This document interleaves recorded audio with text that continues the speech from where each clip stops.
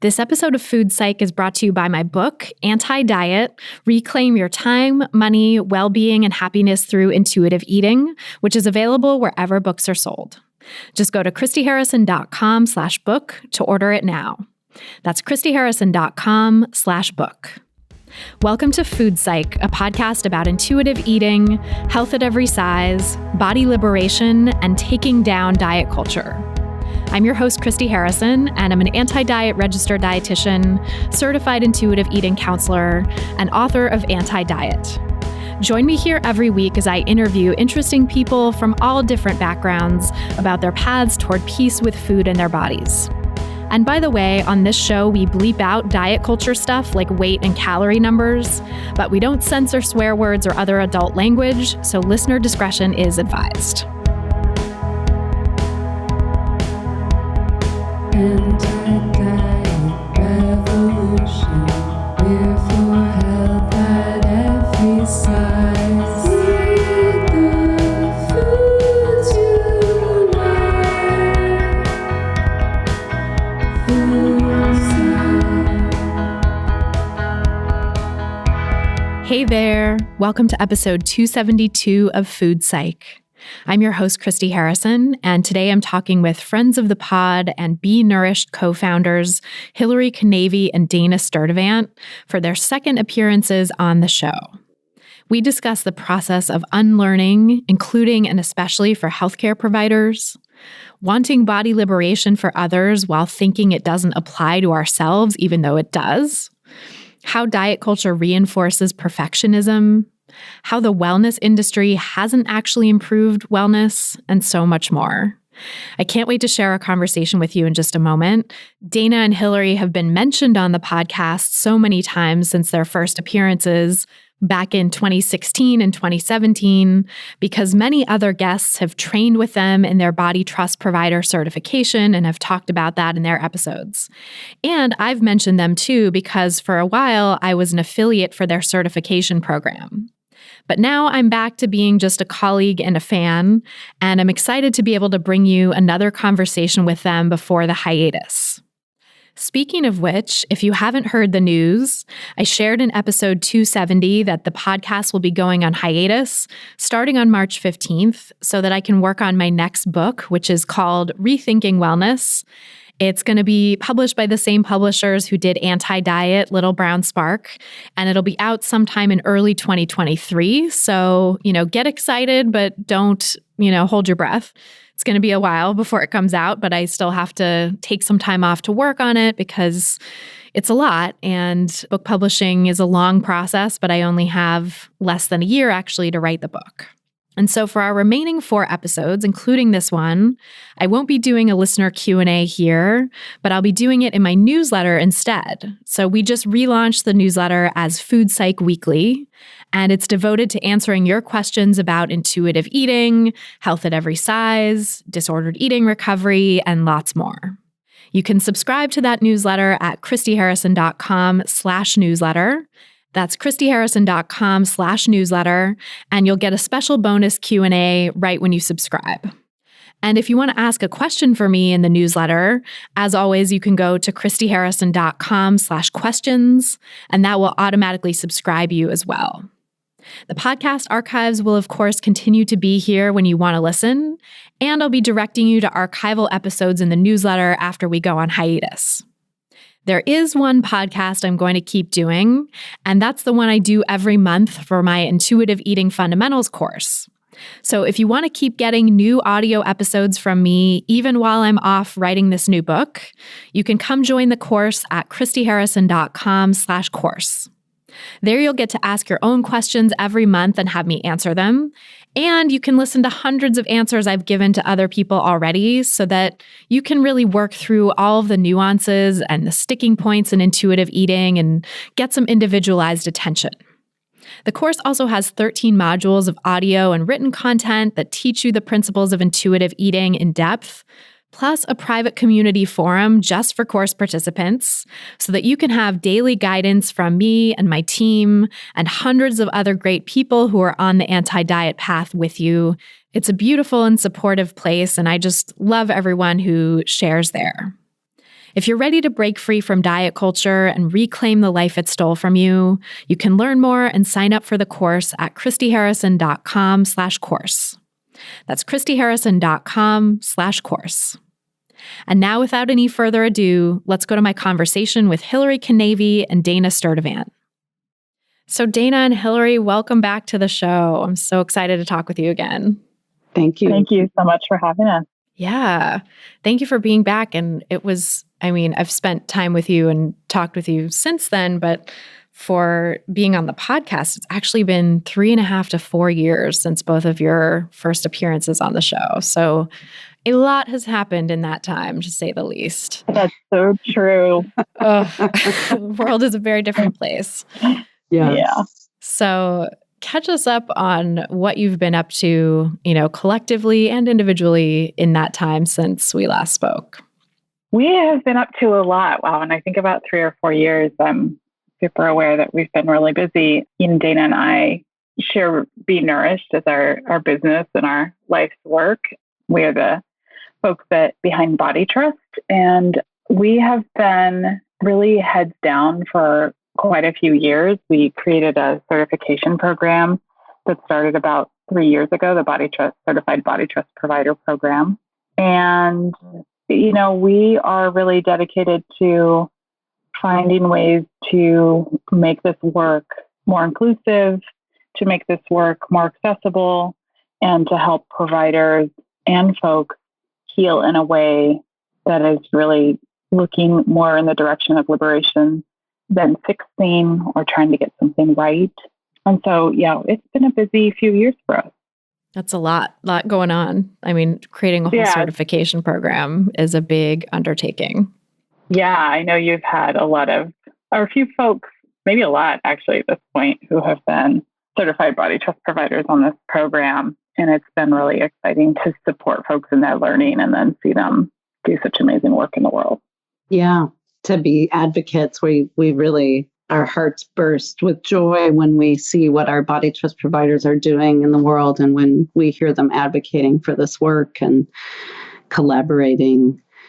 It's definitely was a big thing to develop the program, and we've even revised all 25 modules that were part of it in the last year, because as we have grown in our own learning and doing our own anti-racism work and our social justice work, it's just important to revisit and revise and strengthen the curriculum that we have. So it's kind of interesting, as Hilary was saying, like that we've had it for 3.5 years, where we just finished the 8th cohort's kickoff retreat. We're calling it the Corona-hort. Every cohort seems to hashtag emerges from the kickoff retreat, and Corona-hort is the front runner for this cohort. But we've had 8 cohorts, and it's been a pretty short period of time that we've run this. But yeah, we've already revised the program because of our own unlearning and our own growth work here.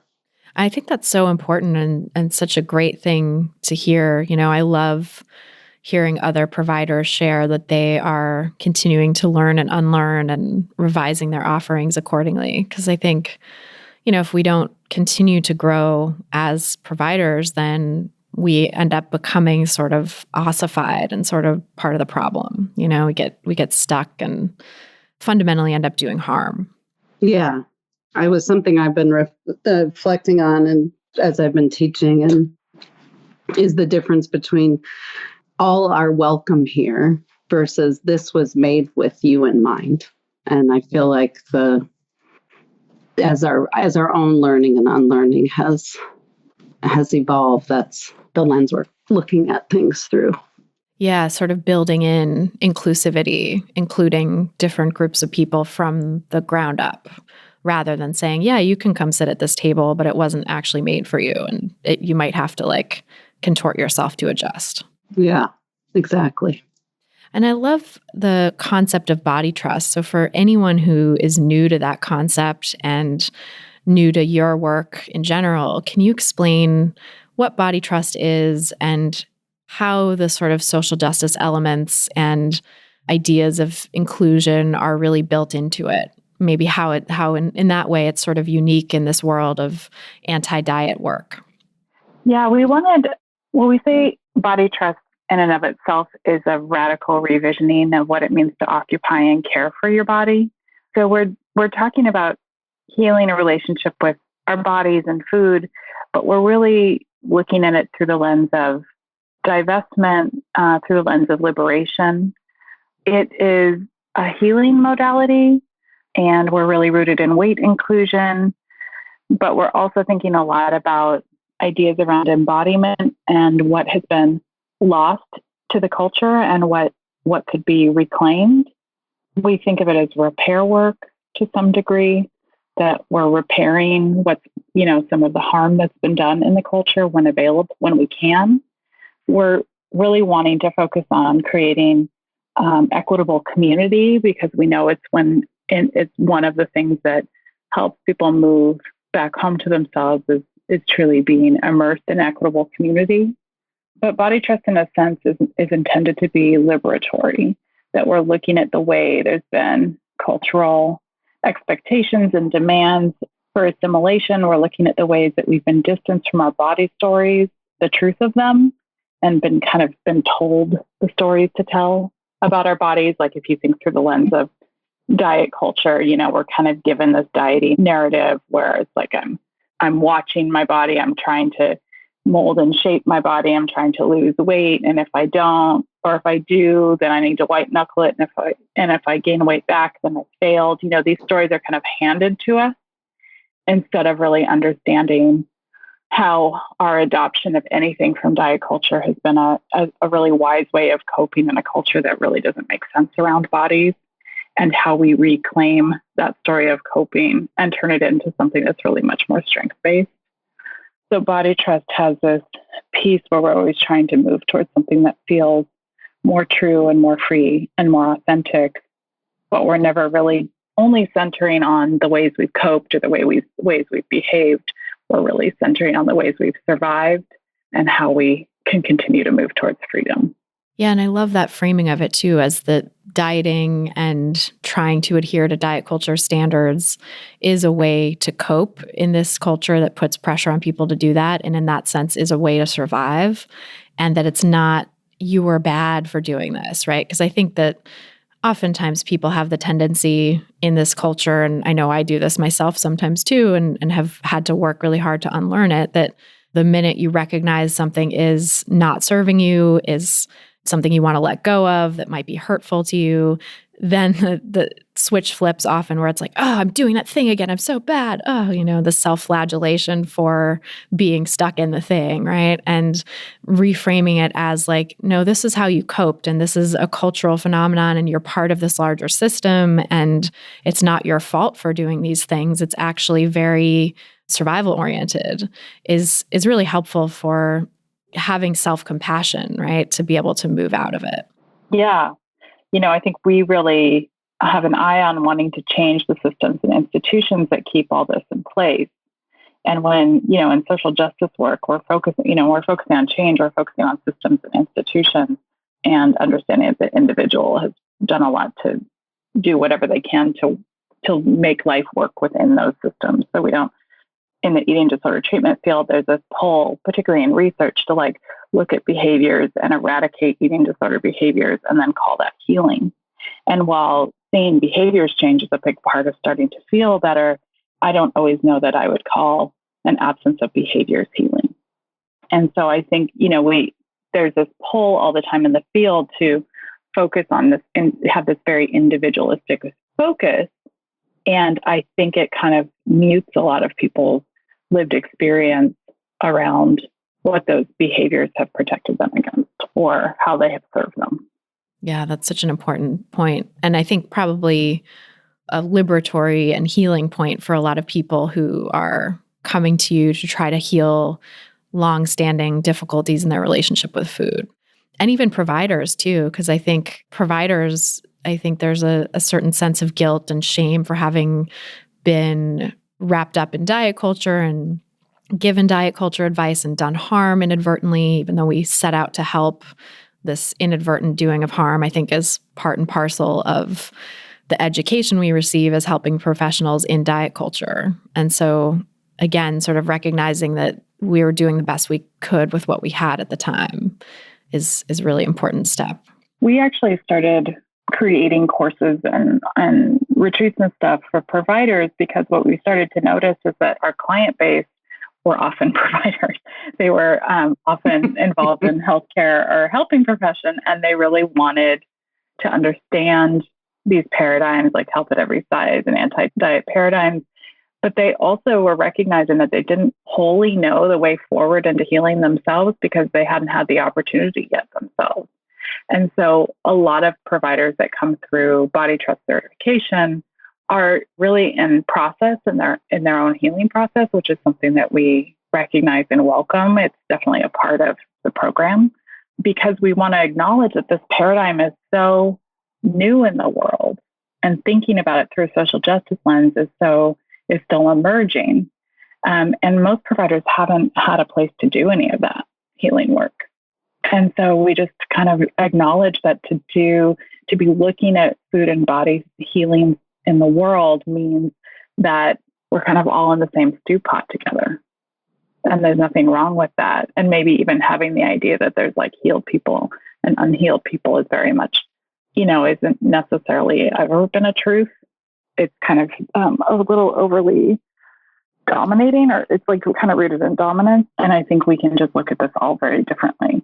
And so working with providers has really opened that up for us. It's made it clear to us that this is an ongoing process that's more rooted in developing practices and having community, not in terms of like eradicating certain behaviors.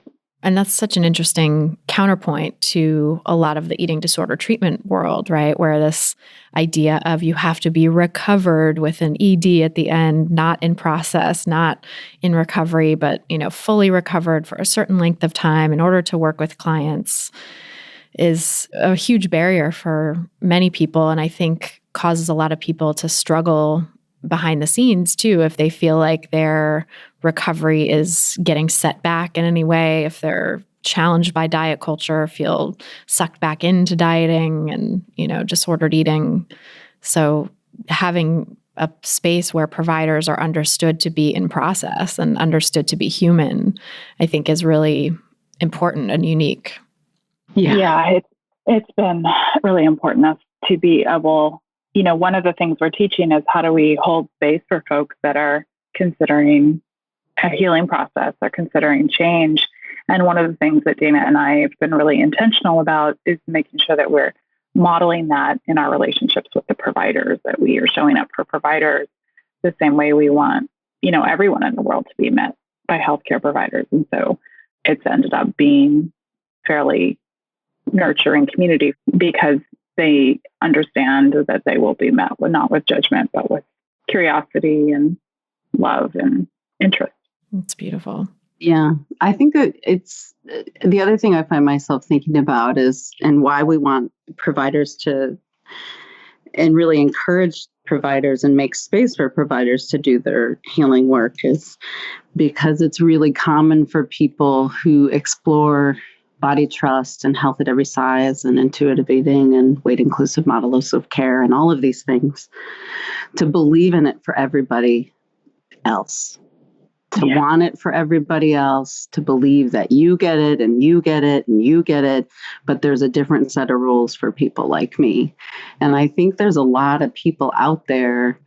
I mean, I think it's why that article was written last week in the New York Times that I was quoted in was, can you be body positive and still want to lose weight? And when I had the conversation with the person who wrote that, who is clearly, as Fiona would say, splinter arsing and straddling, I talked to her about that. That a lot of people come to do this and believe there's a different set of rules for people like me. And so I'm always curious about, why not you? Why don't you get to be included? Who says so? Who benefits when you're not included? And Sonia Renee Taylor really talks so beautifully about that, like that our liberation, well, and I know it's not a Sonia quote, but that idea that our liberation is bound up together. But she says, like, we're a brick in the system. And if we don't pull out our brick, the system doesn't crumble. So we must include ourselves in this work. So I find myself thinking about that a little bit. I'm curious what some of the reasons are you find that people, providers who are in the process of healing, but maybe also clients who are in the process of healing too, everyday people who are in the process of healing. What are some of the reasons why people say, it's not for me? Oh, it's for everyone else but for me. And some of the ways through that. I think the one of the biggest things is that living in diet culture and being indoctrinated before we're old enough to even consent really disrupts our embodiment and our relationship with food and erodes the trust that we would have had. And that lack of trust is something that makes people feel like they're broken, like you're not broken and it's not your fault are really powerful things that we say to our clients all the time. And I think that one is like, how do you trust yourself? Well, trust when it's eroded in any relationship in your life is not something that you just say, like, I'm going to trust you now, right? Like we rebuild trust over time through small, consistent acts. And so I think trust and just exploring a bit about what does it mean to trust and when it's been broken in other relationships in your life, how have you rebuilt it? And I think one of the things, if we look at this through metaphor, is many people experience rupture in relationships. And most of us, if not all of us, experience ruptures in relationships, but many of us do not experience the repair. And so I think that's part of what people are really reckoning with and looking at, and something they bump up against when they think, this isn't for people like me. I'm too broken. I'm not sure what Hilary has to share. I'm thinking a little bit about how complicated, and I don't think I even know yet, but I feel like how complicated belonging is and how isolationist diet culture is. And it's been so effective that we, when we get groups of people together for the first time, most of the people are shocked to find that like so many people share a similar story or similar experience with diet culture, disordered eating. And I think it's just one of the more powerful examples of how isolating diet culture can be. And so I think it's almost odd for people to begin to consider that there is something for them, because everything about diet culture has eroded the sense that they can be trusted, that's something that's possible for them, that they belong. And I think, weight stigma, as with any form of oppression, that tries to whittle away at the sense that we're ever going to be enough for anything. And so it might feel even a bit audacious to show up and say, this is also for me. I also think that there's a lot of conditioning for some of us to make everyone else happy and comfortable and assume that everyone else is happy and comfortable and have it be a big shameful secret that we're not. And so I think that feeds into it too. This idea that it's for everyone else, but not for me. Yeah. And I think seeing people's highlight reels and what's going on the outside is part of the root of that too sometimes, right? That we think everyone else is happy, everyone else has it together. And even with healing one's relationship with food, I think there's a lot of recovery content online that sort of makes it out to be it's this linear process, or you see these people having quote unquote successes and you don't see the stuff they're not sharing. You don't see the parts that are messy and that are as messy as you feel inside that other people are going through. So having a space to connect over that. I know for me, like I had a lot of individual therapy for my recovery and healing around food and body issues, but hadn't really started to talk about it with other people until I started doing this podcast, and was like episode 13 of this podcast. I still remember back in 2013 when I had my first conversation with a friend about it who was a guest on the podcast and was like,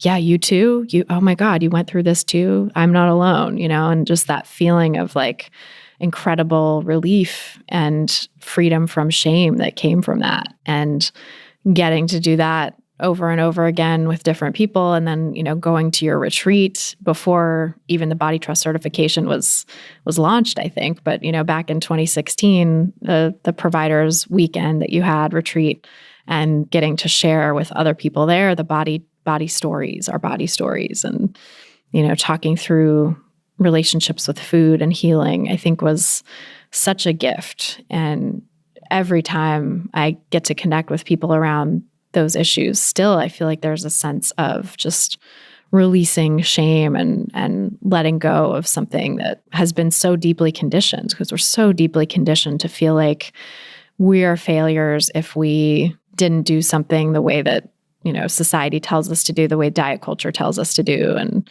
having this relationship with food that is always perfect and never struggling and never having issues when we try to go on a diet, and recognizing, oh no, wait, diet culture messes us all up. And it's the diets that are the failure, and it's the disordered eating that is harming us. It's not us doing it wrong. It's not that we're somehow broken because we don't have the quote unquote willpower to do things a certain way. Yeah, I think there's a lot we reckon with. And I think that's one reason why people want this for everybody else. A lot of time, like they hear truth, they believe it. And yet there's a lot of internalized fat phobia to dismantle, the way it lives in and through us.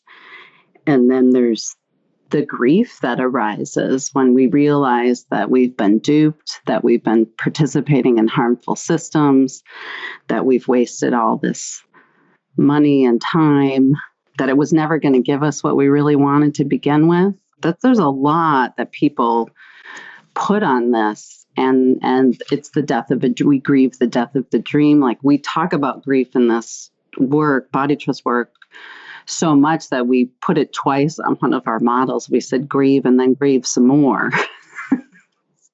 And I think, that's a huge part of, I think, what holds people back is the reckoning that happens, the coming to terms with it.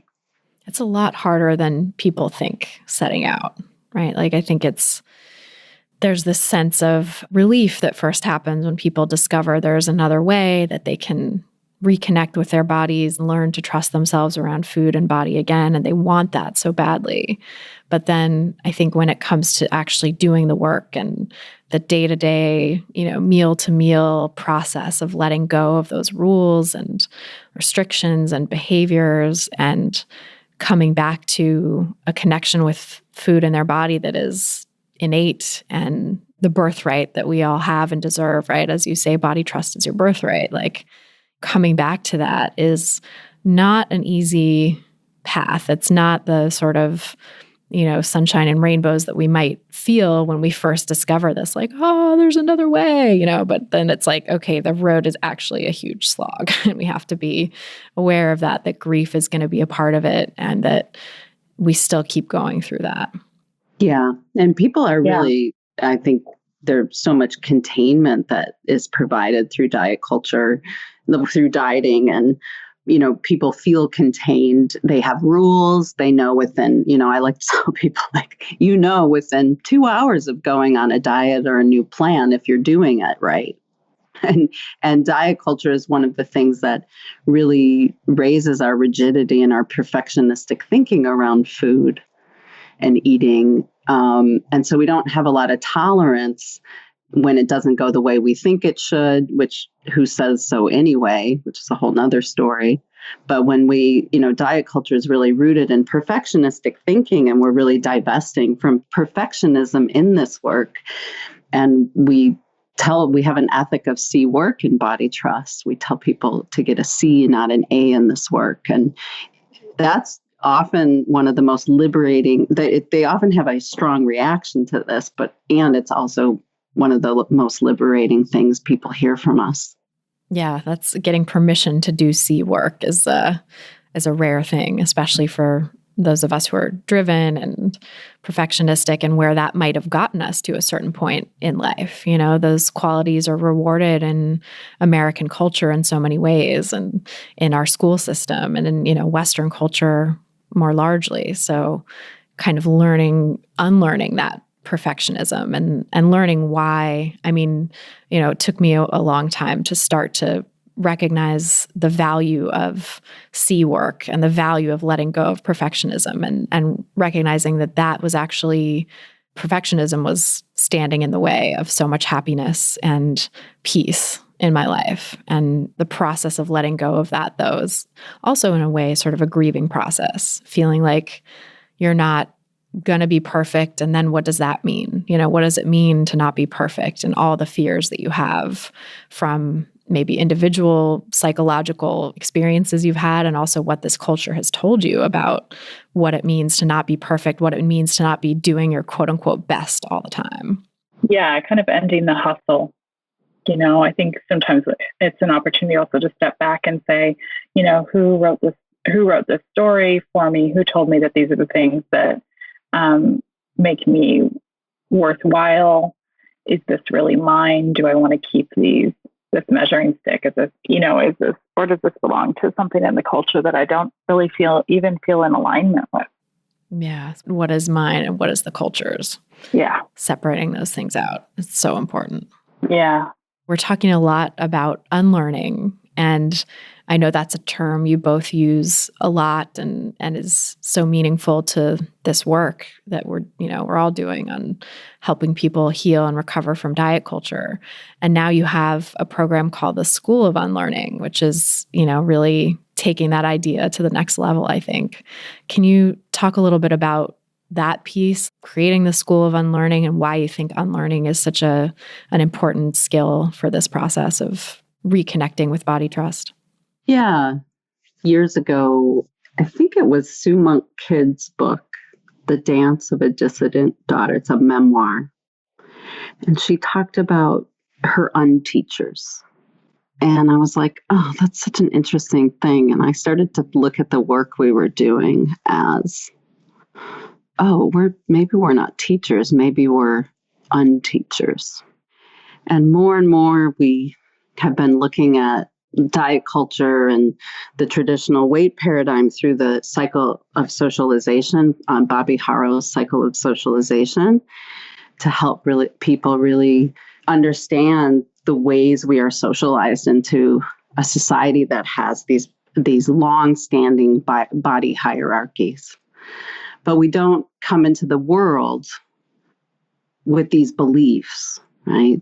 We're socialized, and this is the way Sonia Renee often talks about radical self-love. It's a return to what we were born into the world with, and that's what we talk about. Body trust it's a return to the state we were born into this world with, trusting our bodies, not fretting about our bellies, butts, and thighs, not having a huge anxiety after we eat something, we move on with our lives.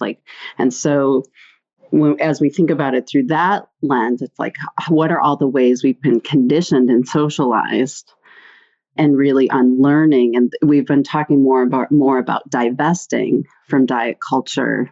And one way that Lama Rod Owens talks about divestment is digging up the roots. And so we're digging up the roots and pulling them out of diet culture and rooting them into body trust. We actually have an image that we use of a tree that has roots in it. And the deeper our roots are in this work, the harder it is to get swayed when a big, strong gust of fat phobia comes blowing. You've got more resilience if your roots are deeper. But when our roots are in something far more harmful, we just keep perpetuating something. So that's how I'm thinking of unlearning a little bit at this moment. I love that. I'm thinking about when we start working with a cohort of providers, one of the first things that we try to say is that those who have had the most formal training often have the most unlearning to do. And those who have had less so are often have less of a road ahead of them in terms of adopting some of these concepts. I think unlearning, I kind of think of unlearning as this unraveling of, like I said before, like stories that were never meant to be ours and assumptions. It's kind of wild, I think, like when we're in therapy or when we're in some kind of unlearning process where we start to see like all the beliefs that we've been bumping up against that maybe we've never even vocalized before or never made tangible or real, but they're kind of running the whole show of our lives. You know, like with food, it can be really simple. Like I think Oprah gave us quite a few of them. Like, you never eat dinner after, which is not something I endorse by any means, but like we just have these things embedded in us, or what counts as exercise and what doesn't count as exercise, or what makes someone a good person versus what makes someone. It's like, what if these stories do I actually believe in? Which one of these are actually serving me, and which ones do I want to let go of? And I think that's the process of unlearning or unraveling, is like we're going through this idea of reclaiming a sense of personal culture, a sense of well-being that maybe we've never had access to before because we've been sold so many ideas about what's valuable. And so many of those ideas about what's valuable is rooted in whiteness and dominance and patriarchy. And so much of our hustle in those systems only gets us crumbs anyway. Just not as much reward as we expect, but we don't often, because our heads are so far into the rules, we don't often get to pull up and see that we aren't getting much from it. And so when I think about unlearning, I'm thinking about all those things. And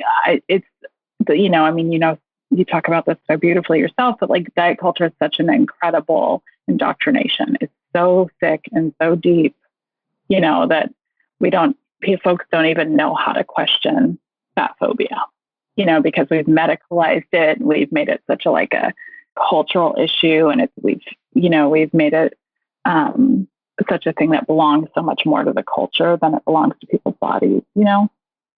That's the unlearning piece. It's like, what's really true? What's really, really true for me? What's my truth?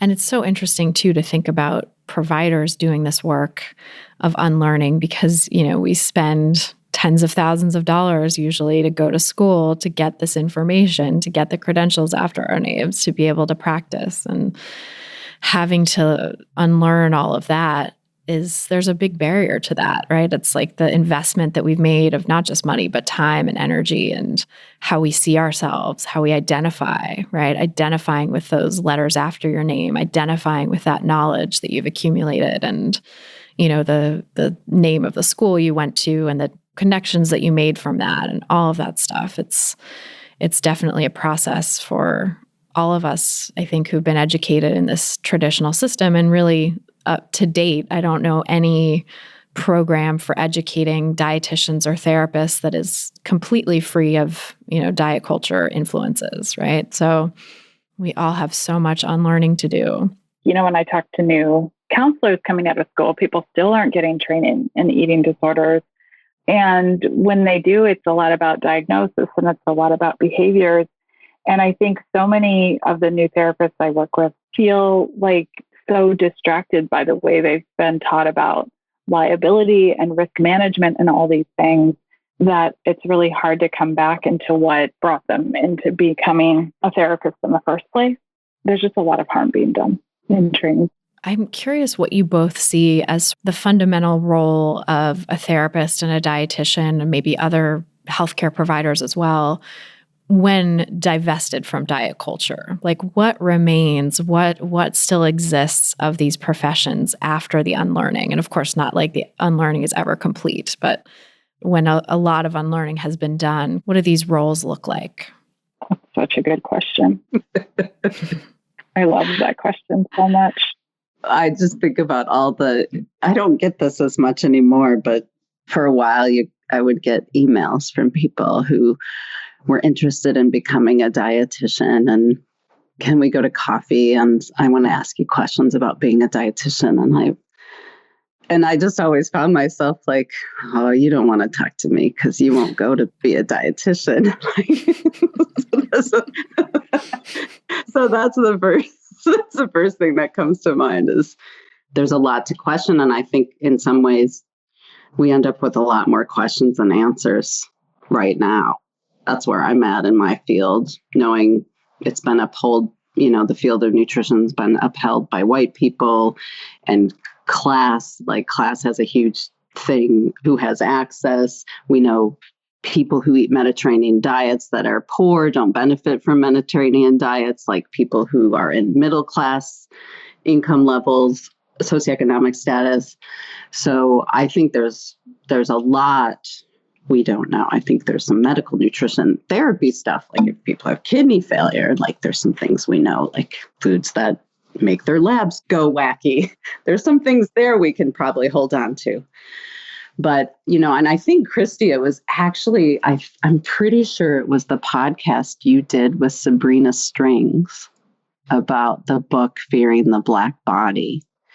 And when she started talking about the white women who started magazines, and then they started like the School of Economics.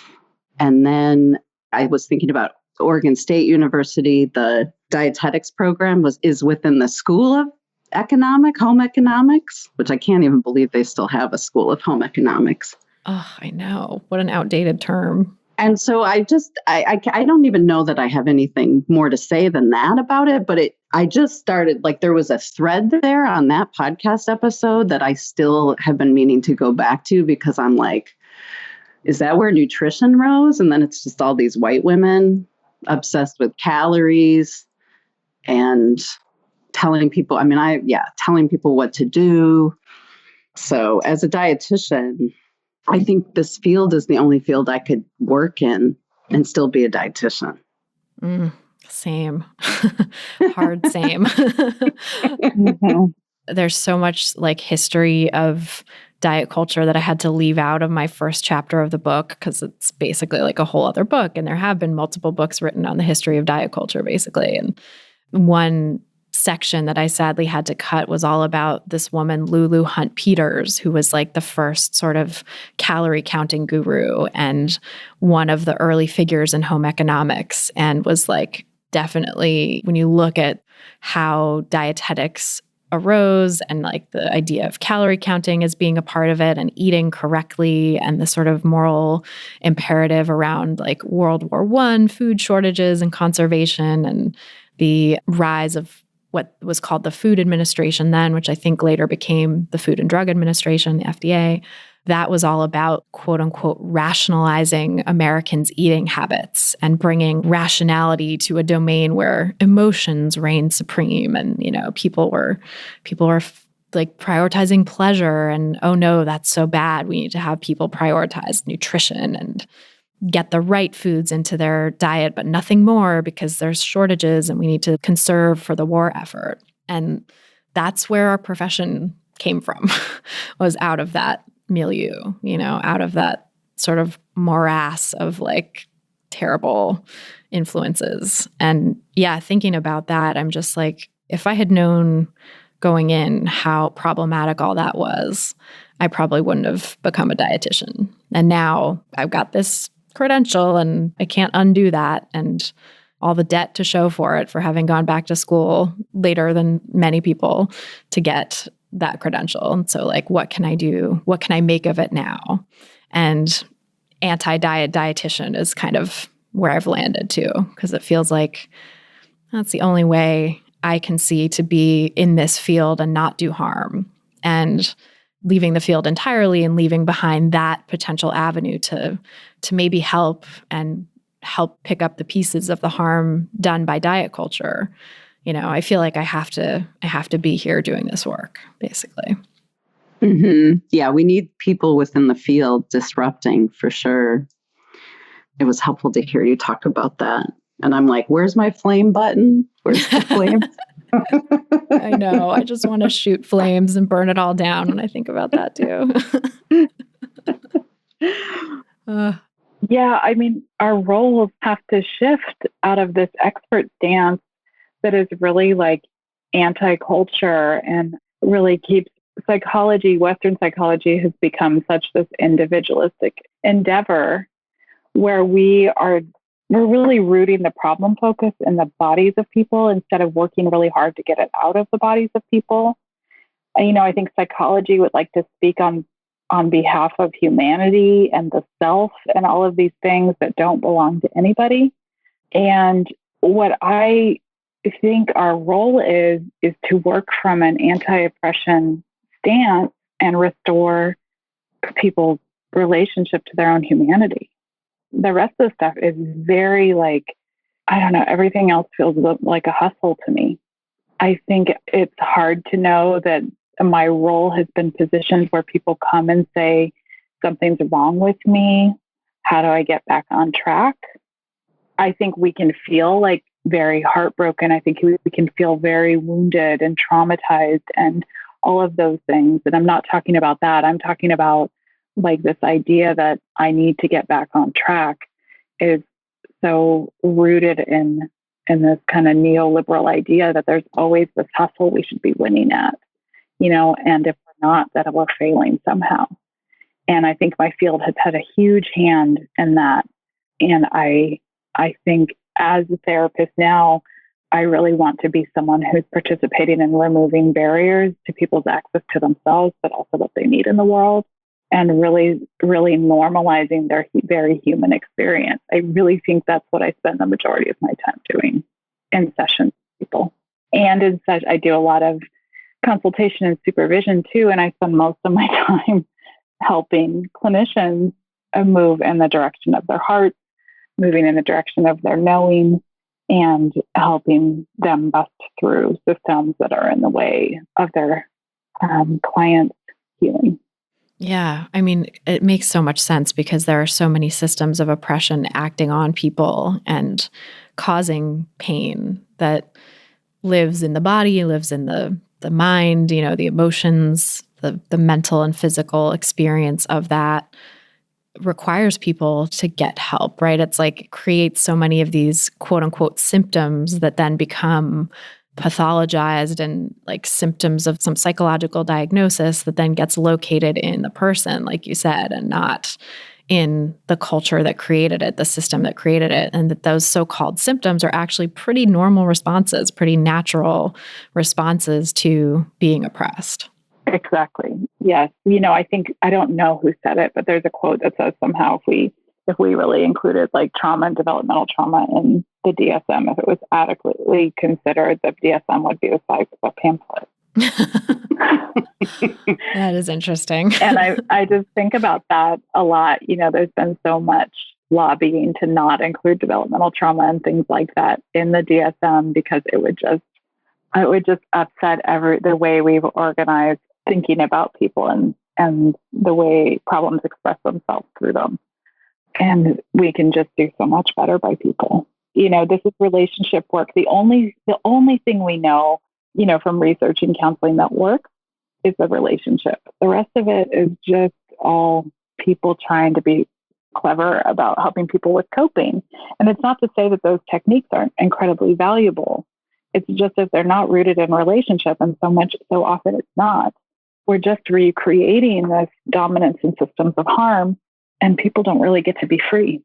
Yeah, it's interesting, right? All that research on different forms of care and which form of therapy is laying the claim to being evidence-based. And yet it seems like nothing is really evidence-based other than just having a strong therapeutic relationship. And the therapeutic bond is what trumps all. Yeah. And, what gets considered to be evidence-based is a very expensive endeavor that only includes people with the right connections and that are in the right place at the right time. And then we've called everything else philosophy, like indigenous healing wisdom, for instance, is relegated to philosophy, or even clinical opinion is relegated to philosophy or opinion. This field has made it very clear which voices have value and which ones don't. I see the same thing in dietetics for sure. It's very clear what the agenda is and whose voices have value, and people in larger bodies are just pathologized beyond belief, and their voices are not being heard in defining what health, quote unquote, looks like, and many other people as well being left out. Yeah, we see that so much in the way like HAES is still treated as like fringy or optional instead of essential for moving forward. Right. Because just as like if trauma was really given its due in psychology, the DSM would be the size of a pamphlet. It's like if, I don't know, systems of oppression and diet culture and all the things that are acting upon people, right, were given their due in healthcare. I feel like HAES would be the way, and it would be all about just like HAES and social determinants of health. And it would just be about like helping people cope with fat phobia and white supremacy and discrimination, other forms of social determinants of health that are standing in the way of well-being. Yeah, instead of lifestyle rhetoric. Right.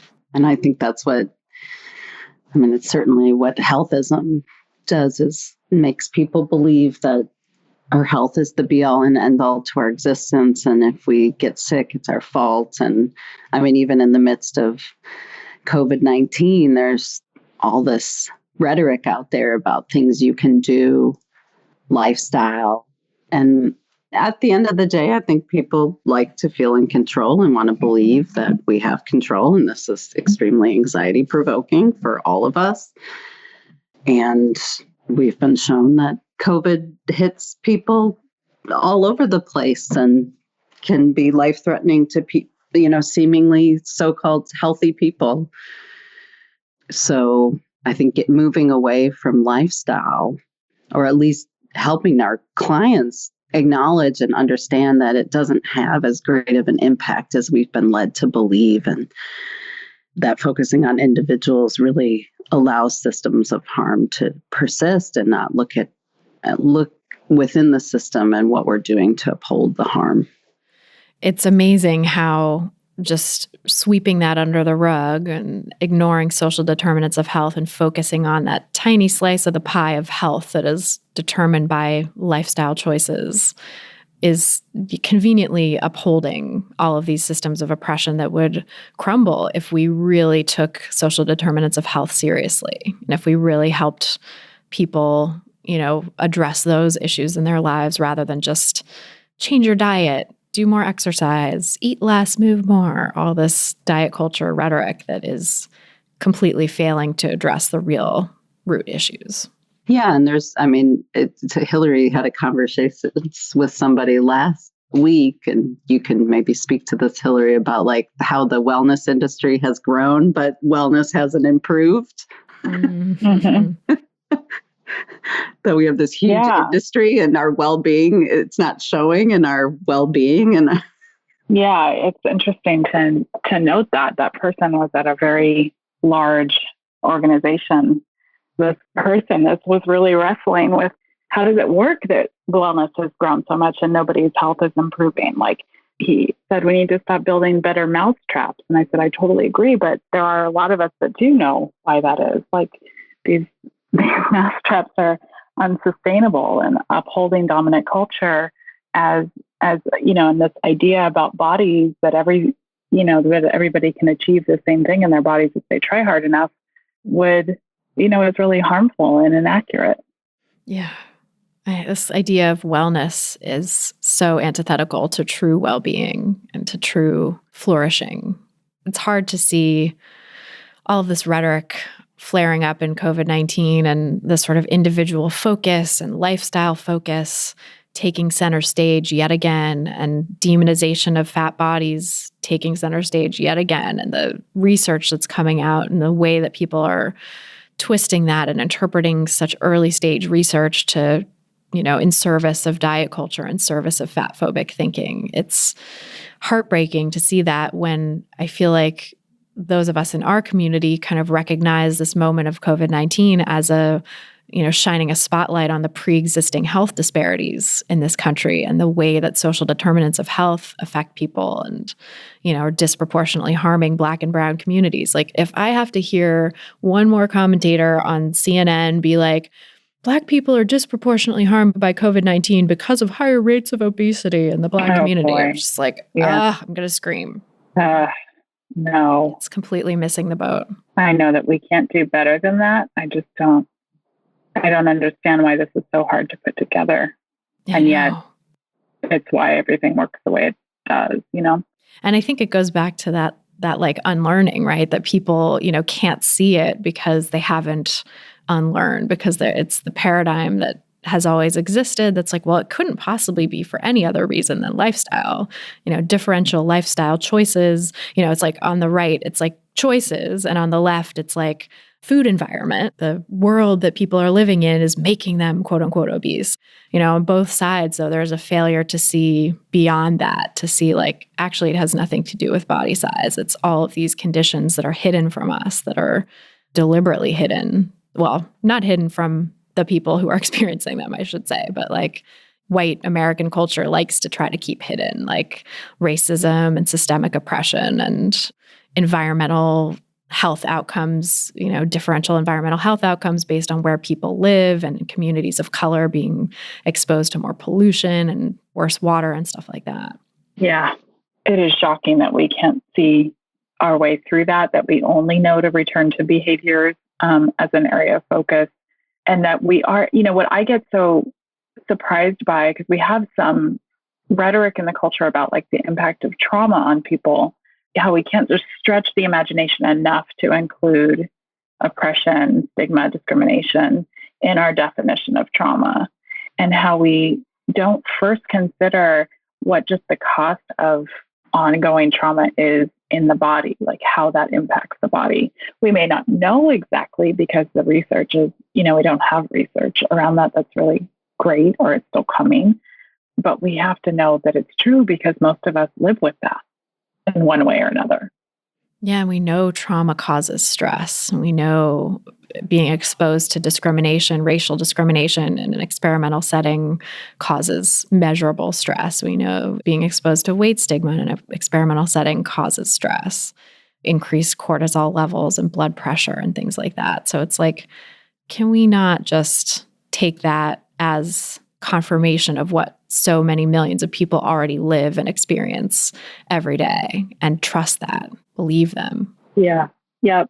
Yeah, I think that's another level of unlearning, is being able to critically view the data, know how to critique things, and to also acknowledge, what Deb Burgard is always talking about, is just acknowledging who, and Hilary spoke to this a little bit earlier on some level, was like, who gets to research these things, and who gets to decide which things are researched, and which questions get asked, and how that data is interpreted, and which data gets published, and which researchers get funded, and all of that. And when you start to peel back the layers, there's like so much that we don't know because we haven't included everybody.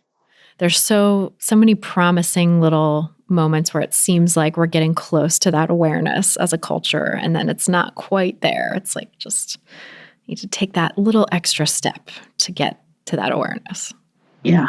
And that we value other forms of knowing than academia and research, right? That there's other ways of knowing something. Nobody can do a research study and tell me what my favorite meal is and what my most satisfying eating experience ever was. Nobody can tell me that. That's my own knowing.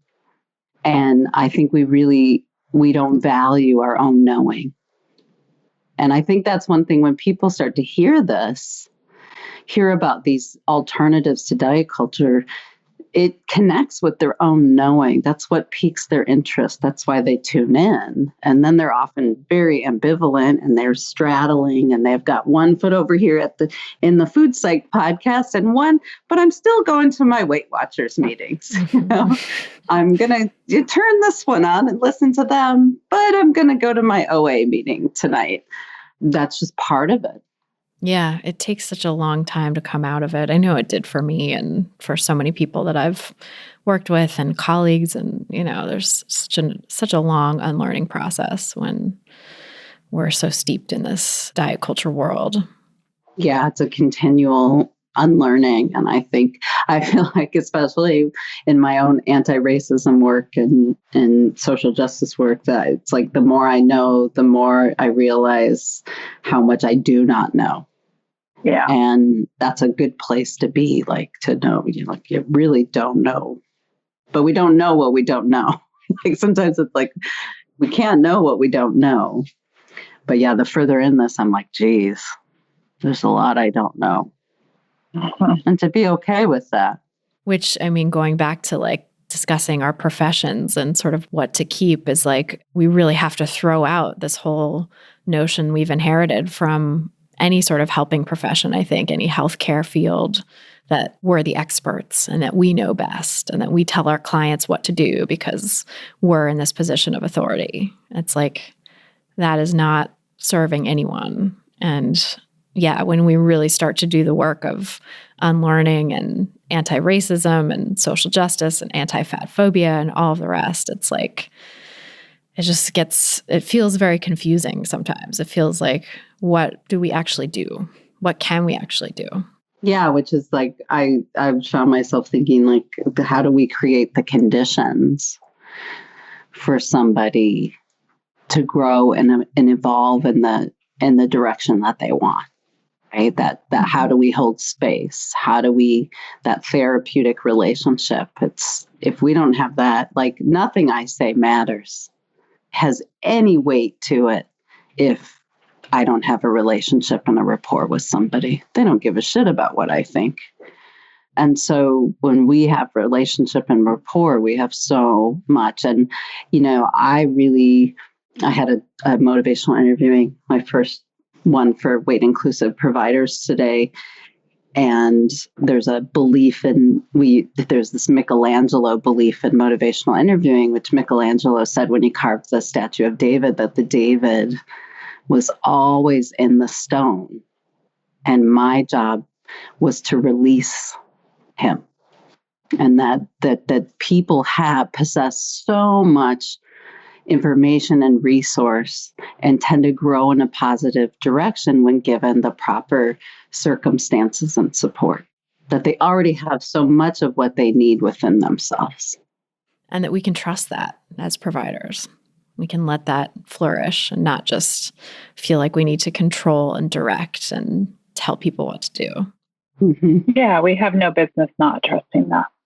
Everyone has a right for their own free will and choice and lives, and we don't get to decide which one of those are legitimate, valuable, or even healthy enough. Yeah, we don't get to define what is healthy. No. I love it. I feel like you're doing such great work for holding that space for people to unlearn and grow in the direction that they desire. And you have many offerings to help do that. So can you share a little about where people can find you online and learn more about your work, both for providers through the Body Trust certification and also the School of Unlearning and, the other resources that you have for clients as well, sort of everyday folks as well as providers? Yeah, it's all at benourished.org. We have all of our provider offerings and public offerings all in the same place. You can actually just look under offerings actually on the site and it's all there. And you can also connect with us on Instagram and on Facebook. We're pretty active there. If you want to just kind of see what we're up to there to learn a little bit more, that's great too. Awesome. We'll put links to that in the show notes too, so people can find it and connect with you. And I would definitely encourage everyone to check out your previous episodes of the podcast as well. We'll link to those in the show notes too. So thank you so much, both of you, for being here. And it's wonderful to connect with you as always. Yes. Thanks so much for having us. So that's our show. Thanks again so much to Hilary Kinavey and Dana Sturtevant for joining us on this episode. And thanks to you for listening. If you've gotten something out of this podcast, please help us reach more people who need to hear the anti-diet message by sharing this episode and subscribing to the pod on Apple Podcasts or your favorite podcast platform. Subscribing is great because you'll get all the episodes that we have coming out before the hiatus, and you'll get the news about when we come back from the hiatus with season 9 as soon as that's available. You can see all the places to subscribe, or many of them anyway, at christyharrison.com/subscribe.